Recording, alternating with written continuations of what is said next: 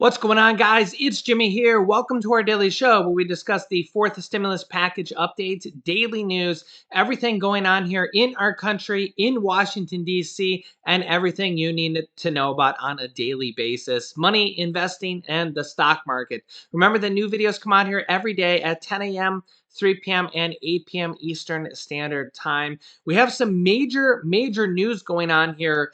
There have been two deals made and a vote that has passed in the House of Representatives. Major news here as the House and Senate have multiple different things that they have been needing to pass here. Let's jump right in. We got a lot to cover here. Don't forget to hit the like button for us. It really helps out our channel. And remember, the Senate has had multiple different things they need to work on here. And, well, they're doing it. We actually had two bills passed last night and two deals reached. So this is a very important video. You're going to want to watch all the way to the end. I'm going to explain these to you, explain what these mean, and explain going forward what this means going forward. That's why you watch me, because I explain everything and explain the truth and explain everything that you're going to need to know going forward.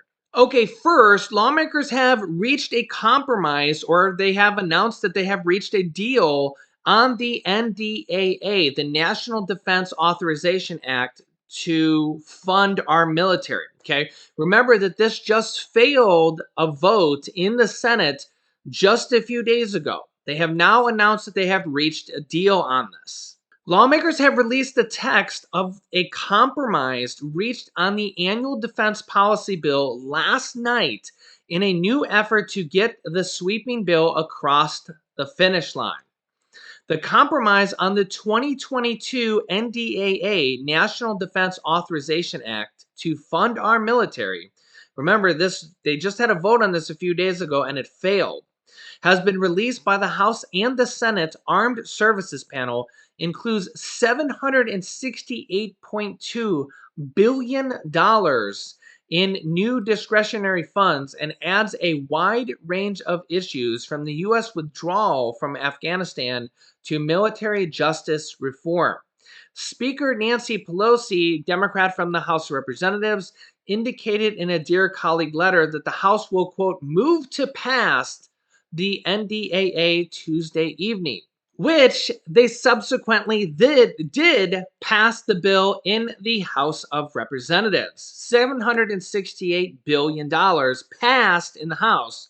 Actually, they had two votes passed in the House of Representatives. This is just the first one here, so stay tuned. On this vote, the yeas are 363 and the nays are 70. The bill is passed. Without objection, a motion to reconsider is laid on the table. So yeah, you can see this bill passed in the House of Representatives late last night by 169 Democrats voted yes, 51 Democrats voted no, one no vote means they didn't vote. 194 Republicans voted yes, and 19 Republicans voted no. So 363 yeses and 70 no votes. Again, the National Defense Authorization normally is a very easy thing to vote yes, but it did not pass in the Senate just a few days ago. This bill will now go to the Senate probably today and be voted on in the Senate. So I will keep you up to date on this. And, well, we will see what happens, because that is where the more important vote will be here later today. Okay, next up, another vote passed in the House of Representatives on the debt limit. Okay, now this is going to get a little bit confusing. I'm going to explain this the best I can so that this is why you listen to me, because I give you the truth, and so you don't get this confused and you understand this. Here was the vote that happened first in the House of Representatives on the debt limit last night. Just show you this first. On this vote, the yeas are 222 and the nays are 212. The bill is passed, and without objection, a motion to reconsider is laid on the table. Okay, so late last night, the House of Representatives was very busy. Okay, they approved a bill to ease the passage of the debt limit. Okay, This is not passing the debt limit, but this is a bill to set up the debt limit passage here, hopefully in the next few days. Okay, this is the a bill before the bill. Okay, but this is something that needs to happen here to prevent the government from defaulting. The House late Tuesday passed legislation that paves the way for Congress to raise the debt limit in the coming days and prevent an unprecedented federal default of the U.S. government and prevent us from running out of money by allowing Democrats to circumvent a Republican filibuster in the Senate and prevent us from running out of money and a government default.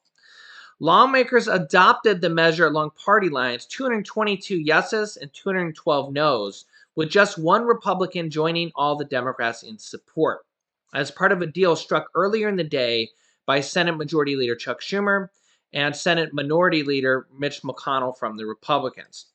The highly contortionist procedural strategy will empower Senate Democrats to raise the debt ceiling in a subsequent bill without any Republican votes, while liberating Republican senators to oppose that increase in the Treasury's borrowing authority, the debt limit. A toxic idea in some conservative circles, particularly under a Democratic president, without contributing to the government default. It's not quite a done deal yet, though. However, the bill will still be subject to the Senate filibuster, requiring 60 votes to proceed. McConnell expressed confidence on Tuesday that his party will deliver at least 10 votes when the bill comes to the Senate floor later this week. But it's not clear how many Republican senators will agree to back this compromise negotiated by Mitch McConnell. Some of Mitch McConnell's closest Republican allies said they would back it, including second-ranked Senate Republican John Thune, as well as Senator John Cornyn from South Dakota and Texas, and Roy Blunt from Missouri. Yet at least two Republican senators who helped advance the debt ceiling last time around in October, Senators Richard Shelby from Alabama and Mike Rounds from South Dakota, indicated on Tuesday that they would likely vote against the deal this week. Now, that alone presents a significant problem because remember, they need 10 Republicans to vote yes, and 2 out of the 11 that voted yes last time have said they're probably going to vote no. So if you subtract 2 out of the 11 that voted yes last time, that only leaves us with 9. That leaves us 1 short of getting the 60 votes. Yeah. Like I've been saying here, it's going to be very difficult to do this. And I've kind of known this for a while here. Yeah, this is why I just knew last time around that Senate Majority Leader Chuck Schumer should not have blasted the Republicans after he helped, or the Republicans helped them pass the bill. I would have, if it was me, I would have said thank you to the 11 who helped him pass the bill. They did their job. I wouldn't have thanked the 39 who didn't help me pass the bill. But the ones who did help me pass the bill, if I was the Democratic majority leader, I would have went over to the 11 who helped me pass the bill and said thank you, thank you, thank you, thank you, thank you to the ones who helped me pass the bill. They did their job. They helped the country from not defaulting. Now, the 39 who didn't help me pass the bill, I wouldn't have thanked them or anything like that. But the 11 who came together on a bipartisan basis, I would have just simply said thanks. The problem is he bashed the whole Republican Party as a whole right after they passed the bill. They got the job done. I mean, and here we are now, is that Mitch McConnell is saying we have a deal, but Mitch McConnell saying they have a deal still means they have to get 10 votes. And last time they only got 11. And out of the 11, 2 are saying they're probably not going to vote for it. So that only leaves 9. 9 does not equal 10. So it's going to be very interesting to see what happens here. And Mitch McConnell's not exactly going to go crawling on his knees begging other Republicans. And I don't think Chuck Schumer's going to be either. I mean, Mitch McConnell honestly took a lot of shellacking from former President Donald Trump and his own Republicans, saying that people were literally calling, I mean, Donald Trump called him a traitor for passing the debt limit. But in all fairness, and not being from either side, Mitch McConnell did what he had to do. We can't let the country default. I mean, we can't let seniors go without their Social Security payments. We can't let 2 and 3 and 4-year-old children go without food because they didn't get their child tax credit payments.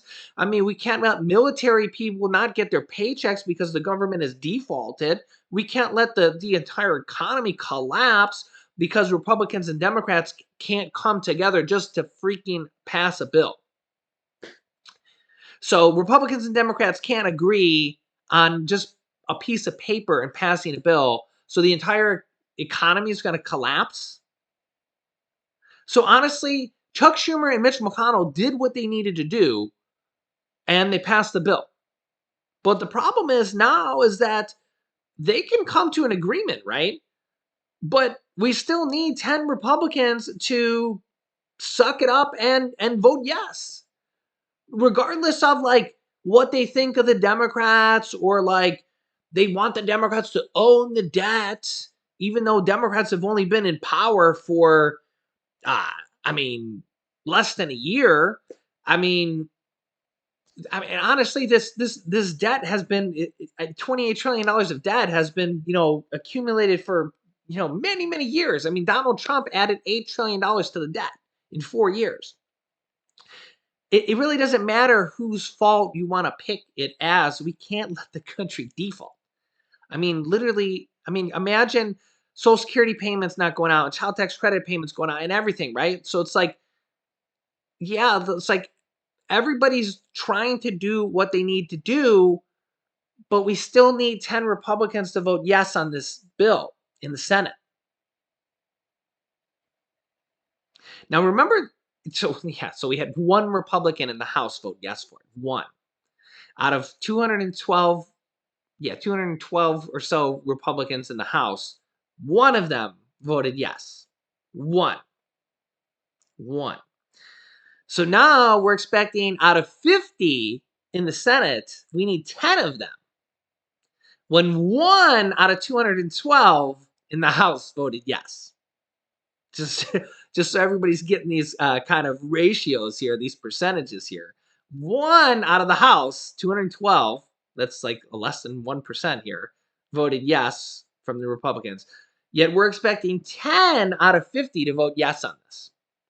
And if not, the country defaults, the economy collapses, and nobody gets paid. Nobody gets checks. And I mean, don't even count on any more stimulus checks, stimulus packages. I mean, I don't know. Maybe we'll actually need them at that point, even worse, because the economy will be crushed.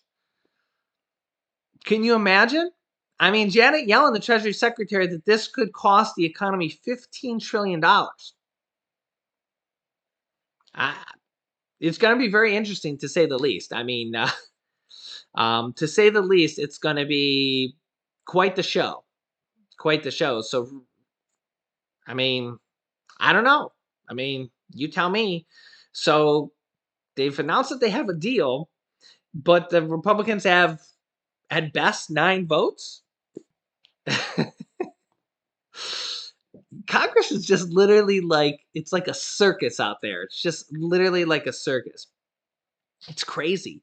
You know what's going to be even crazier is that if we see a reversal of fortunes here, because remember that back in 2017 and 2018, Republicans controlled everything.